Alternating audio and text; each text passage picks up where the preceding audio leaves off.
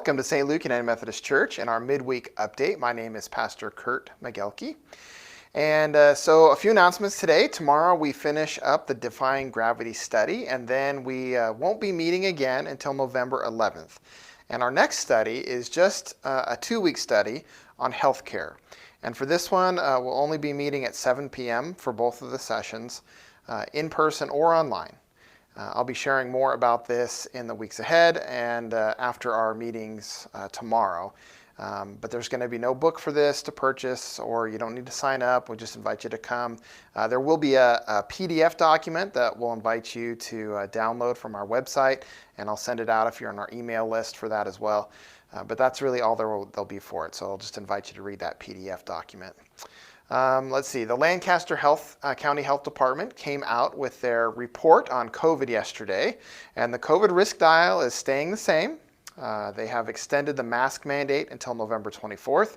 But the good news is that the FDA advisory panel has recommended the Pfizer vaccine for children ages 5 to 11. Once this is available, I suspect we will begin to see a difference in how we approach COVID going forward. So just please continue to be patient, and I thank you very much for continuing to wear your masks. It's important that we follow the rules and do our part to help keep the spread of COVID down. So this Saturday, the 30th, we are having our annual Trunk or Treat from 6:30 to 7:30 p.m.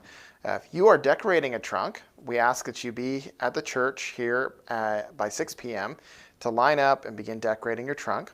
If you plan to attend the 5:30 worship service, you are welcome to come even earlier to get a head start on decorating.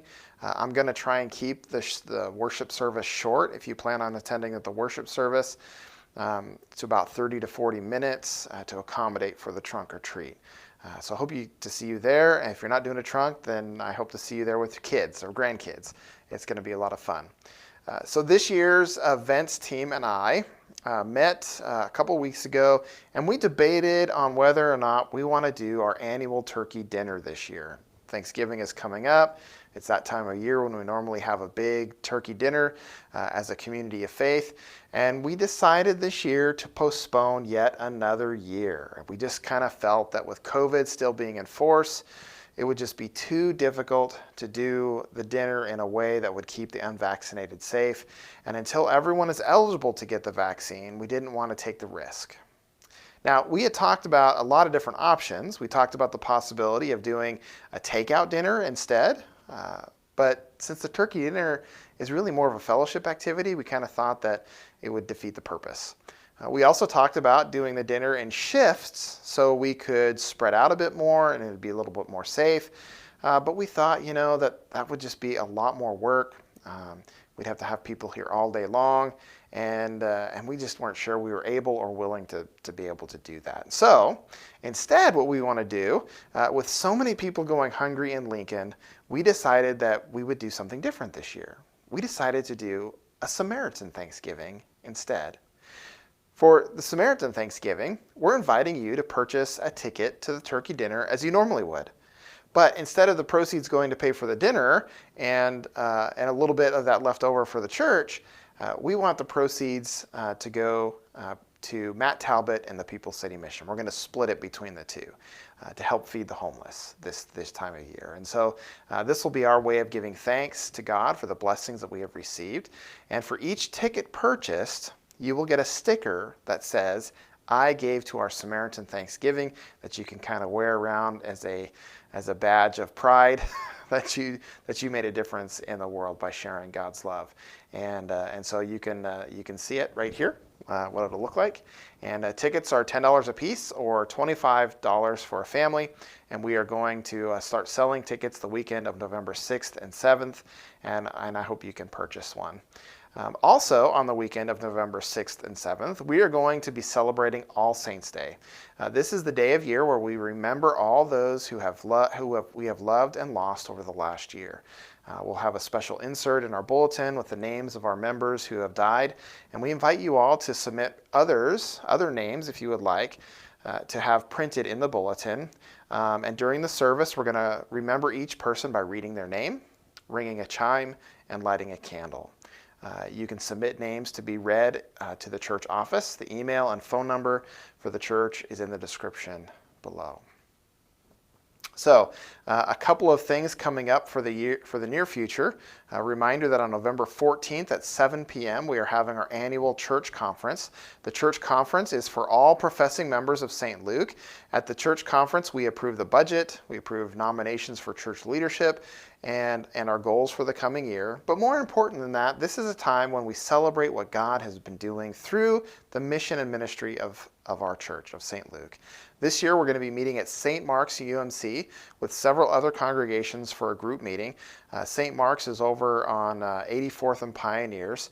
All are welcome to come and be a part of this. So if you've been attending St. Luke and you want to come and celebrate, but are not a member of the church, that's perfectly fine. We'd love to have you there, but only professing members are able to vote on the budget and church leadership and those types of things. That is really the only one benefit of being a member of the church, is you get to vote on stuff like this. But you are welcome to join us and be a part of that and to celebrate with us. All folks are welcome.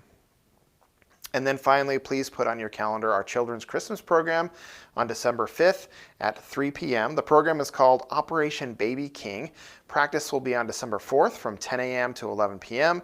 With a surprise visitor joining us, and some goodies will be handed out. If you haven't already done so, please let Diana Flessner know if your child is able to participate in the program. I know we've had some lower attendance for our fifth graders and under at our Sunday school, and I'm not really sure why that is, other than maybe folks are waiting for the vaccine to come out, but we would love to know if your children can participate. If you haven't let her know yet, please let Diana Flessner know. We don't have a lot of time to practice because it's a week earlier than we normally would have it this year.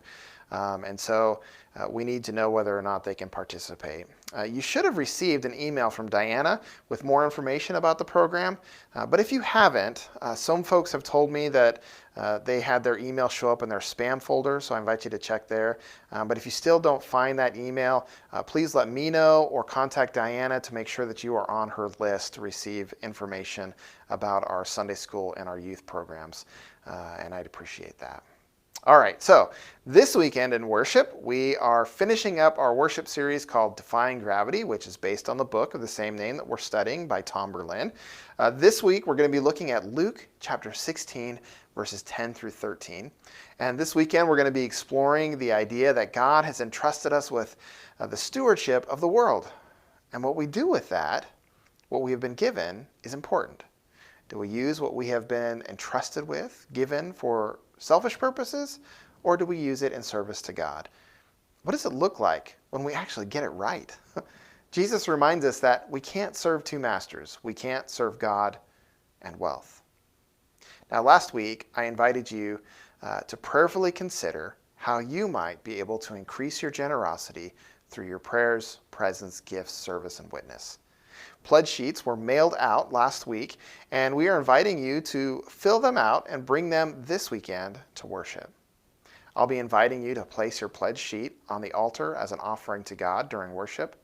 And if you need more time to fill it out, are unable to pledge this year, or unable to be in worship this weekend, that's okay too.